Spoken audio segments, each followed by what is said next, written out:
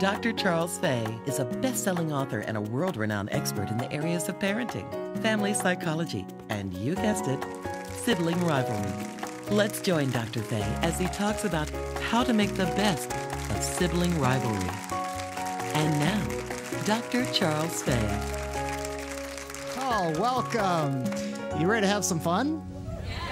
Well, how can we have fun talking about kids who act up and bicker and fight with each other? Now, raise your hand and let's find how many of you have ever found yourself wondering, why can't these kids just get along with each other? Let's see. Okay. Now, you're probably wondering, how in the world can we have fun when we're talking about kids who act up in this way?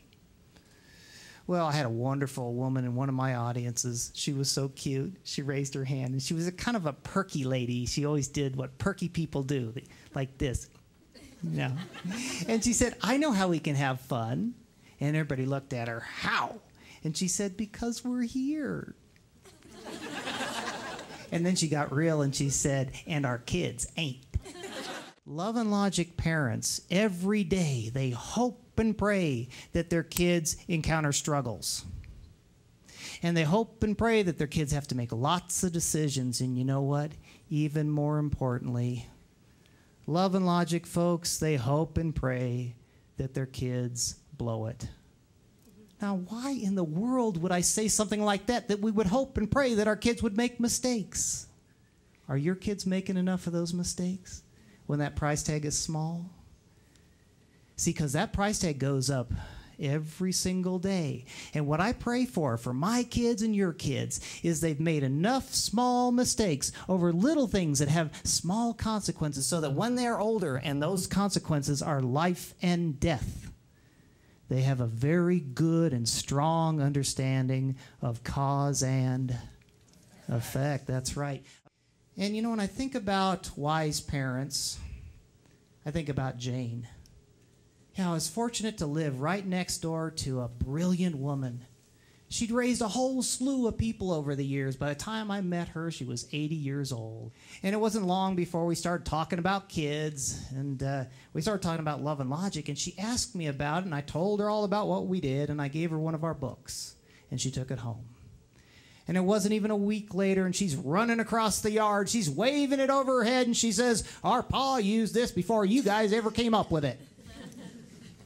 And I said, Jane, are you serious? And she says, yeah, there's nothing new in here. My pa used it with us when we was squabbling on the farm. Well, you got to tell me what he did. She says, well, every single time we'd squabble or fight around our pa, he'd just look at us and he'd say, oh, breaks my heart to see my young'uns fussing and a-squabbling like that. Y'all must have too much time on your hands.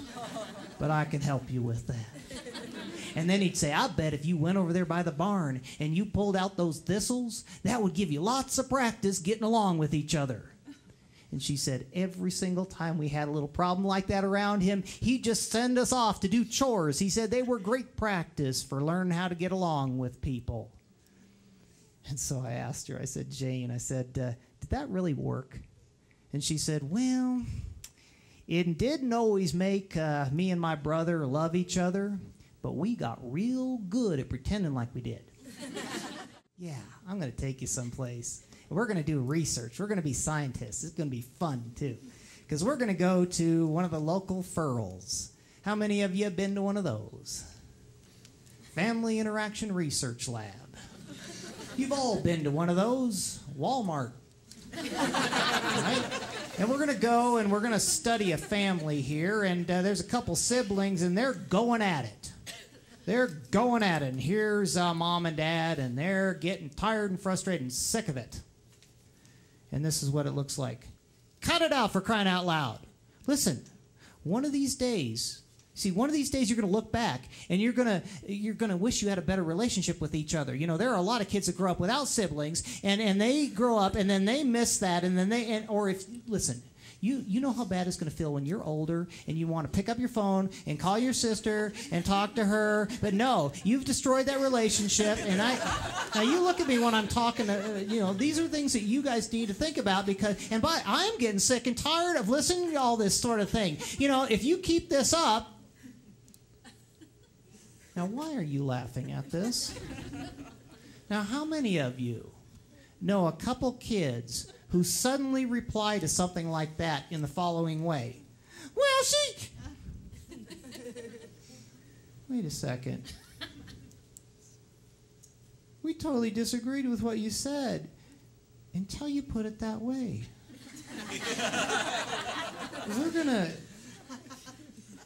We're gonna miss that relationship if we don't start bonding right now. Yeah, that's right. Could you imagine being older and feeling alienated from your peers?